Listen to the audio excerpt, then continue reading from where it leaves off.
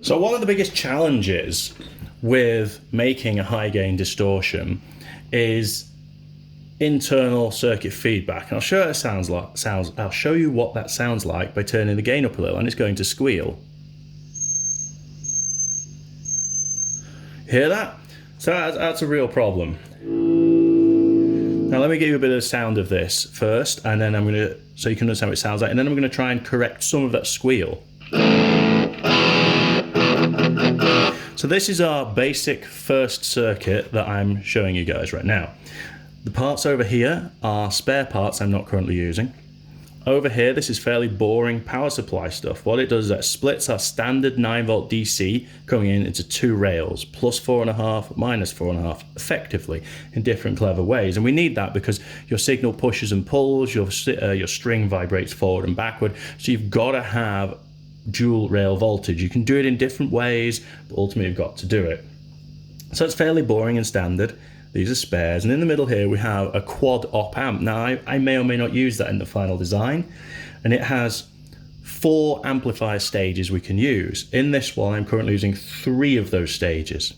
The first is just a nice simple buffer so that the really high impedance of the guitar can drive low impedance stages. So because we have a lot of windings in our pickups, that gives it a good output voltage, but it makes it difficult for the guitar to drive anything. So then that stage does conversion. The next 2 stages are both gain, and they do clipping. So we've got 2 types of clipping. Now we're not using clipping diodes. This is one of the interesting features of this circuit, and inspired to some extent by the old Sans amp and even by MOSFET style distortions.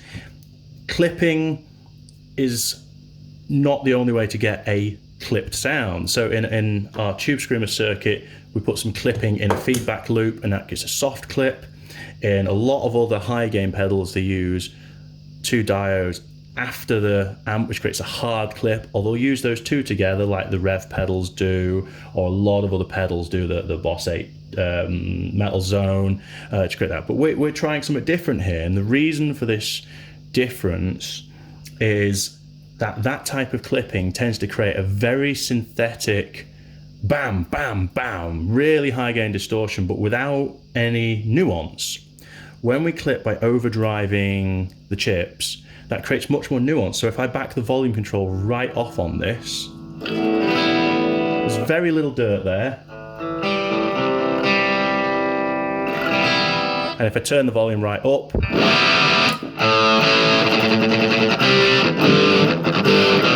quite a lot of dirt. So we get a lot more control, and that comes through to the playing. It's horses for courses. We're going with this because I want this pedal to be a 3rd channel for your amp. I want it to be able to do really, really high gain, but I also want it to have that nuance and sensitivity of a real 3rd channel on a valve amp so that it responds to your playing. So I'm going to play a little of this where it's at, and you can hear where this circuit's at right now. That's going to sound very harsh because we've got no filtering, no EQ. We've just got that core clipping, so we're looking for the heart of the circuit. Does the tone have to our ears a sort of life to it, a bit of jagginess? Fine if it's harsh. We can clean harshness out, but it can't sound dead. It has to sound alive. And I think there's quite a lot of life in this.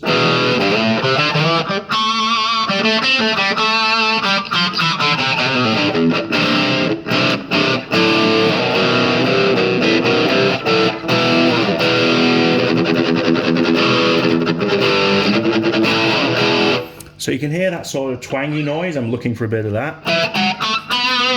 Definitely got that. We can hear a bit of crunch. We've got a bit of crunch. Hear a bit of palm muting. So we've got a bit of those factors and a little bit of the metal bar chord sound. So it's doing these sort of categories that I look for fairly well at its point. So this is why it's a good starting point. Now I'm going to show you some of the things I'm doing as I go along, a couple of improvements here. So one of the things we do is we use very small value capacitors, these little ceramic dot ones, to try and eliminate the squeal, but that also creates a certain amount of warmth and smoothing. So we're going to go ahead and do that right now. I'm going to turn up till it's just squealing, and I'm going to take one of these in, and we're increasing a value of one of these smoothing caps by a factor of 10.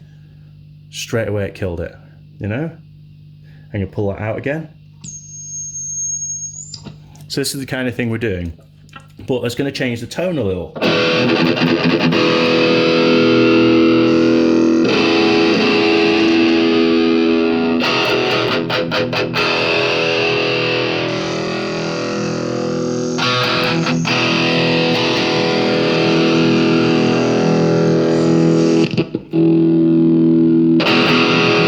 Very minimal change in tone. I'm quite happy with that. And as you can hear, we've pushed that squeal further up the register. It's still there, so let's go a little further. We've got a different type of squeal now. Now I said there was 2 gain stages. We've just reduced that one. So that little feedback capacitor, what it's doing is taking out the high frequencies, which, let's be honest, we didn't want. They were harsh anyway. But we want to take out just the right amount. We take out too much, it becomes dead. Take out just right and out, we get rid of the squeal, we stabilize the circuit, and we improve the tone. So we're going to do that again. So let's get it right on the edge, and hopefully when we compensate the second stage, if I can get in here, so it's very small space to work in here, hopefully we'll get rid of this. Oh, I am so sorry for tormenting you like this, but I did warn you it's going to be true. I'm going to turn the guitar down. No, it goes when you turn the guitar down, because we've taken part of the circuit out that enables that. So there we go. And you might hear it changing tone. You know, I haven't thought this through very well, have I? There we go. That's not in place right at all. I'm touching something. Yeah. I can't get that in right at all, can I? Right, let's get in here, let's get it in. This one's not going to be as easy to get in as the other. Next time I do this on the circuit, I'll move these a bit further apart, create a bit more space. It's my own fault for just plugging it straight in and saying, hey, let's hear my circuit exactly, as I cannot get that part in. Told you, honest and true. Let's straighten the legs on this thing. Let's try one more time, we can do this. And it went in. Hopefully we're not touching anything. I'll spread that all out a little bit more in future. Ooh, I'm clearly touching something. See, this is another problem with the design. You get a lot of shorts, we break things. There we go. Feedback's gone. And now it's pushed further up. Still there, but we've got a bit more gain. So that's a bit better, isn't it, already?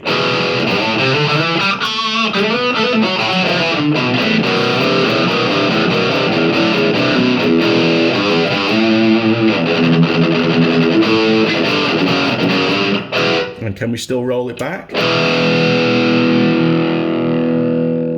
That's not bad, is it?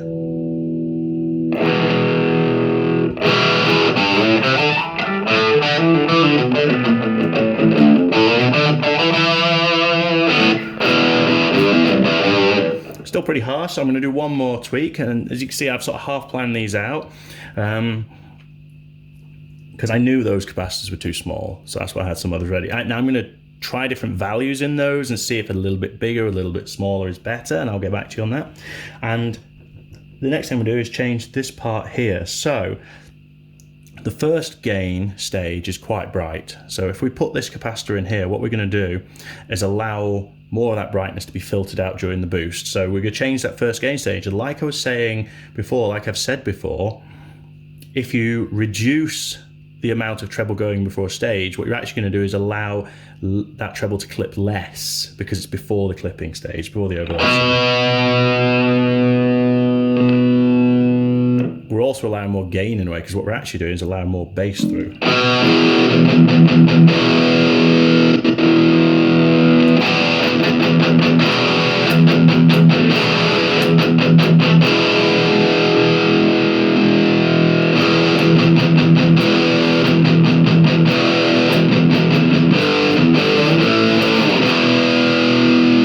What you should be able to hear there is we're not really losing any high end at all. We're just gaining bottom end, and that's because we're boosting. Well, we're changing the shape of the tone going in. We're not really boosting. It's not true, but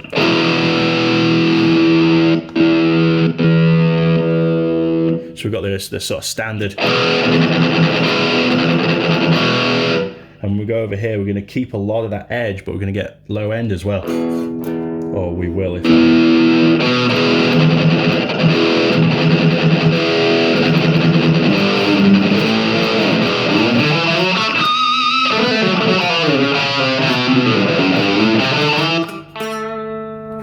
clearly my circuit has been dodgified. So I am leave you with that, and that's our first sort of set of changes. I'll draw up something to go with this, so I've got a diagram of what's being changed that you might be able to apply to your own circuits or to other things. Particularly these little ceramic caps, that very much applies to all the Tube Screamer range. They have a capacitor in that position, which is a very critical value. It does affect the tone hugely, and just changing that one part can make a much fatter Tube Screamer that's actually more gain stable. So here you go. This is yeah. So this is where we're up to.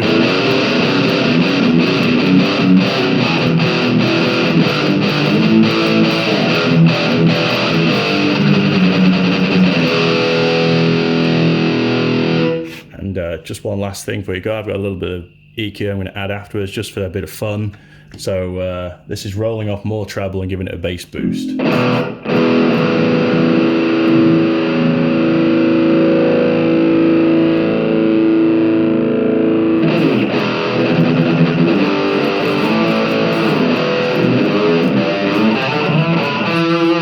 See, this is one of the reasons why we use stuff like this. I'm listening to this and I'm thinking, that's too dark, don't like it, lost the brightness. You know, so that's not a circuit I'd want to like mimic in here.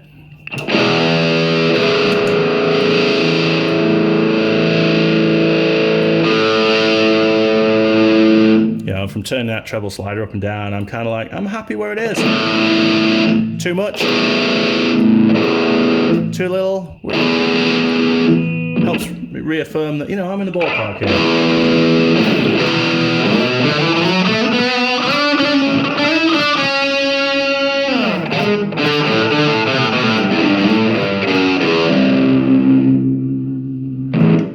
Yeah, thanks for watching. Tune in for another episode soon.